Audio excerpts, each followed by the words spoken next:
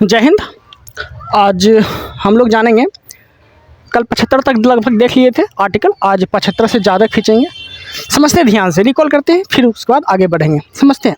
भाग पाँच में आर्टिकल 52 से लेके 151 तक आते थे। ठीक है, 52 से 61 जो है आर्टिकल, वो राष्ट्रपति की चर्चा है। 52 से 61 में राष्ट्रपति की चर्चा है। Okay then.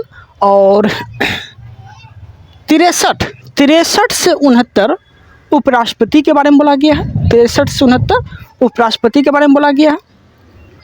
और 71 में जो बोला गया है, 71 में बोला गया है राष्ट्रपति और उपराष्ट्रपति का जो निर्वाचन विवाद होगा वह कहाँ जाएगा, तो वह जाएगा सुप्रीम कोर्ट। ठीक है, वह कहाँ जाएगा, वो जाएगा सुप्रीम कोर्ट।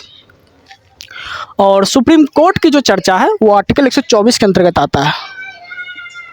आर्टिकल 124 के अंतर्गत आता है और सुप्रीम कोर्ट की चर्चा जो है मतलब 124 के अंतर्गत आता है। और समझते हैं ध्यान से, आर्टिकल 72 में किसकी बात बोली गई है, तो क्षमादान। कहने का अर्थ यह है कि राष्ट्रपति जो है आर्टिकल 72 के अंतर्गत क्षमादान कर सकता है। और किससे सलाह लेगा, क्षमादान जब करेगा तो भारत के गृह मंत्रालय से सलाह लेगा। ओके देन, तब जो है वो क्षमादान कर सकता है। और क्षमादान जब करेगा तो क्या क्या चीज़ क्षमादान कर सकता है, तो सेना न्यायालय हो, मृत्यु दंड हो, ठीक है, या कोई भी चीज़ हो। ठीक है।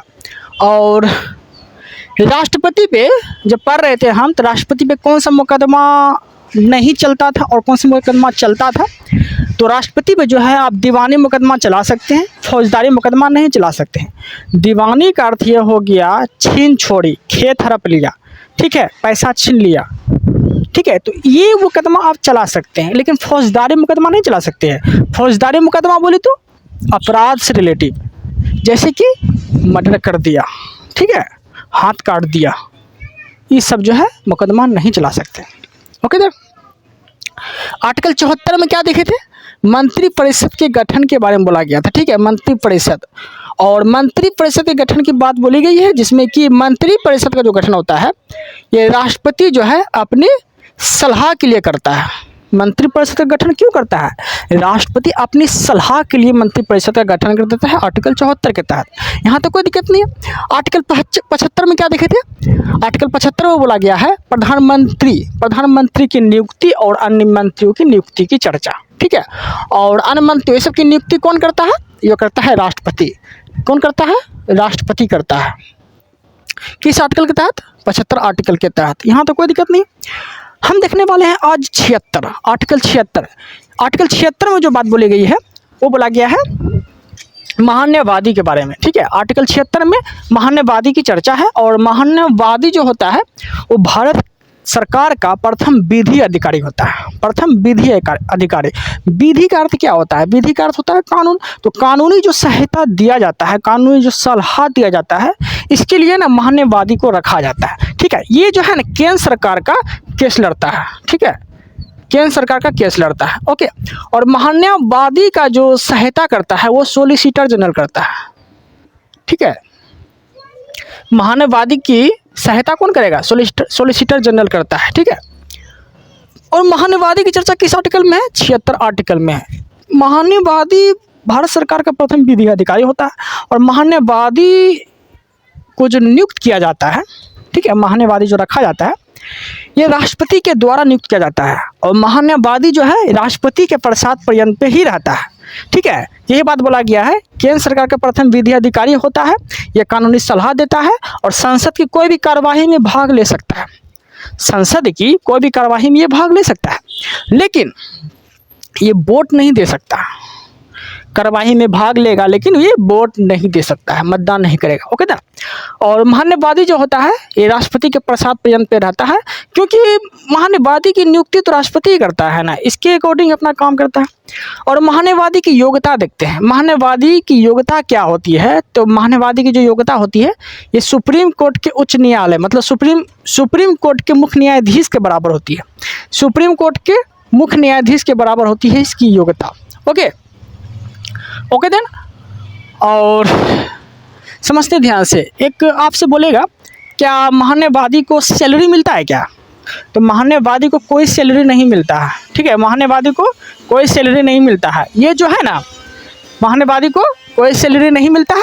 और एक बात और है कि महान्यवादी को इसलिए सैलरी नहीं मिलता है क्योंकि ये केंद्र सरकार का तो केस लड़ता ही है, और प्लस कहीं का भी केस लड़ सकता है, केंद्र सरकार का केस लड़ेगा और आउटी केस भी ये लड़ लेता है, इसलिए इससे सैलरी नहीं दिया जाता है। ओके, बाकी खुशी से जो दिया जाता है, अपना रहने के लिए जगह दे दे, कार दे दे, ये सब दे सकते हैं, लेकिन ये सैलरी थोड़े ना है, ये खुश हो के आप दे रहे हैं। ओके, 77 देखते हैं। 77 आर्टिकल में क्या है, मंत्रिमंडल का कार्य आसान, मंत्रिमंडल के कार्य आसान के बारे में बोला गया है। मंत्रिमंडल का कार्य आसान जो बोला गया है, ये आर्टिकल 77 के बारे में बोला गया है, ठीक है। 77 में बोला गया है कि मंत्रिमंडल के कार्य आसान, मंत्रिमंडल का जो कार्य होगा ये आसान करने के लिए जो है क्या क्या करना चाहिए, तो ये जो है वीडियो कॉन्फ्रेंस कर सकते हैं आप, वीडियो कॉन्फ्रेंस करेगा तो मंत्रिमंडल कार्य को आसान करने के लिए जो है आर्टिकल 77 है। तो इससे कुछ खास क्वेश्चन गिरता नहीं है, इसलिए छोड़िए। 78 में देखते हैं। 78 में बोला गया है कि 78 आर्टिकल में बोला गया है कि पीएम का कर्तव्य है कि मंत्रिपरिषद का लिया गया निर्णय, मंत्रिपरिषद अगर कोई भी निर्णय लेगा या पीएम अगर कोई भी निर्णय लेगा तो इसकी सूचना जो है किसे देगा, राष्ट्रपति को देना पड़ेगा, ठीक है। मंत्री अगर कोई निर्णय लेगा तो इसकी सूचना राष्ट्रपति को देना होगा। किस आर्टिकल में ये बात बोला गया है, 78 आर्टिकल में ये बात बोला गया है। ओके देन 79 में क्या बोला गया है, 79 को समझिएगा ध्यान से। 79 में बोला गया है संसद का गठन। 79 में क्या है, संसद का गठन, ठीक है।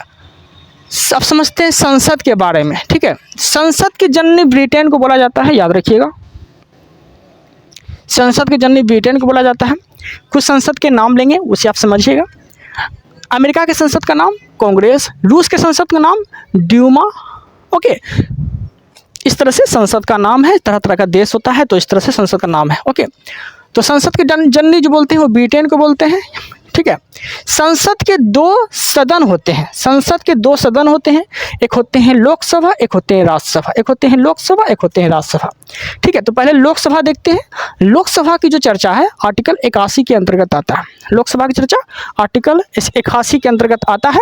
और समझते हैं ध्यान से, लोकसभा जो है ये भंग हो सकता है, लोकसभा ये भंग हो सकता है। ओके, इसलिए इसे अस्थायी सदन बोला जाता है, ठीक है। इसलिए इसे अस्थायी सदन बोला जाता है। क्यों? क्योंकि लोकसभा भंग हो सकता है।